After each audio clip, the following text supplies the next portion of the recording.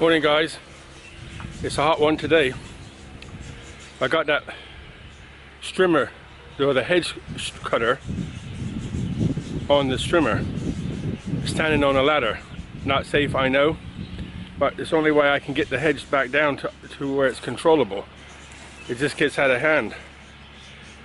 This is the first year though. This is after it's been planted. Just how long is it? About 5 years. Not quite 5 years yet. So at the end of the rainy season, it'll be 5 years. So it just got really out of control down here. So I had to, on the inside, chop it right back. The front I can keep under control because I look at it all the time. But the back got bigger and bigger, and all I was doing is just like trimming the extra off. Never really trimming the real meat of it. So, and then the top, I couldn't reach across the top because it was too fat.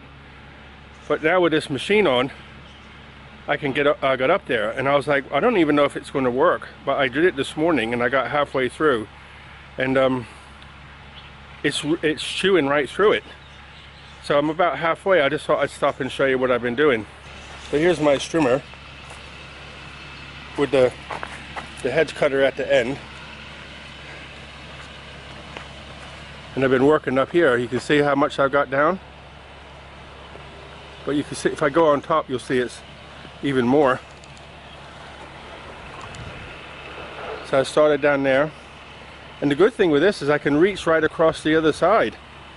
But here you can see it's starting to come up a bit, so I have to go down a little bit higher, a bit lower. And you can see where it was, how high it is. You know, and I was trying to cut that with a hedge shears. No way. But this machine's chewing it. I wanted the whole thing to be at that level, so I gotta come back here a little bit more, go down about 3 inches here, and altogether about 10 inches here, which I said I needed. You can see the line I cut with the chainsaw the other day to give it like a guide. So where that line is, from there I need to get it straight back flat. But just here is where it's worse. I guess from watering the frangipani, the roots got in it, and of the hedge, and just went nuts. But it gets full sun too here, so whereas the rest of the hedge doesn't get full sun all day long. Anyway, I got that left to do. This has taken me maybe an hour, so just going to cool down, have a cold drink, and do the rest of it. But this, once I get like 2 meters over past this 2 meters, the rest should be easy. But this is where it was really out of control here. But it's cutting it so big, so much of it off, I can rake it off the top. So that's what I'm doing right now. So I'm just going to have a drink of water. Whew, hot. And then I'm going to go back out and see if I can finish the rest of it.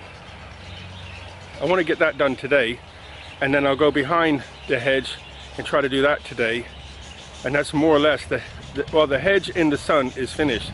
I got a little bit to do down there, which is in the shade, so if I can get that done without falling off the ladder, I'll be good to go.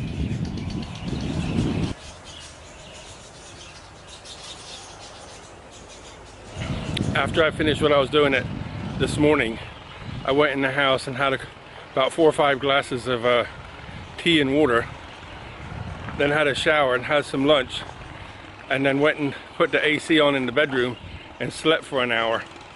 That heat knocks me sideways.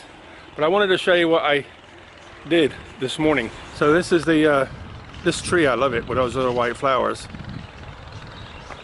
But here's the hedge, all chopped back down. Just here, excuse me for walking, just here, just about there, it was a foot taller than the rest. So I didn't know if the machine was going to do it, but it did. It chewed it right up. So it's really looking nice now. Very, very happy. And this year is this, I told you this before, this tree here is amazing. It looks great this year. Most years it didn't look like it was doing anything, but this year it just went nuts. I wanted to show you something what I've been doing. You know, anytime I get fruit, I never throw anything away. I always throw the skins or the peel or whatever around the plants. So if you got a handful of orange peel, I put it on a plant that might be a little bit more acidic than normal. I don't know if that works, but I put it, and then when it decomposes, you know, it adds nutrients to the plant. So all fruits and the seeds do the same thing. And I have a place outside the front door where I put the seeds. And guess what? They pop up. So, you know, occasionally dates are expensive, but when they're on sale, sticky boy, I'll buy them. Throw the seeds outside after I eat them, and on that little plot land there, and they get a little bit of water for when I do the trees. Well, they pop up. So I got 4 date trees, right? And 2 have come on quite nice. So I planted them yesterday. There's one there and one there. So I try to give them plenty of room. And I put some more of the pineapples around them to sort of protect them for when I'm dragging the hose around the garden.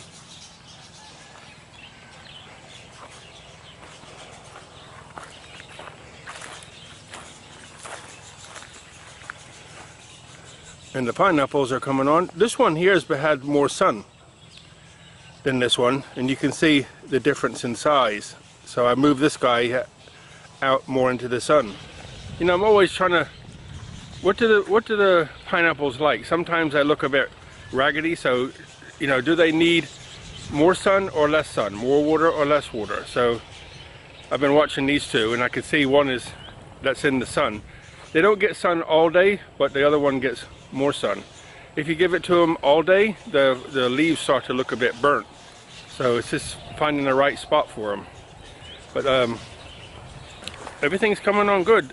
I wanted to get these date trees in the ground before the rainy season started, because once the rain comes, poof, off they go. I don't really know where to put the other 2. I don't have much real estate left. You know, I like growing fruit trees, but in the early days I planted more flowering bushes and trees. So I like looking at the flowers and the trees, but I like eating the fruits. You got the 2 frangipanis there on the right, and then the chem and the frangipani there.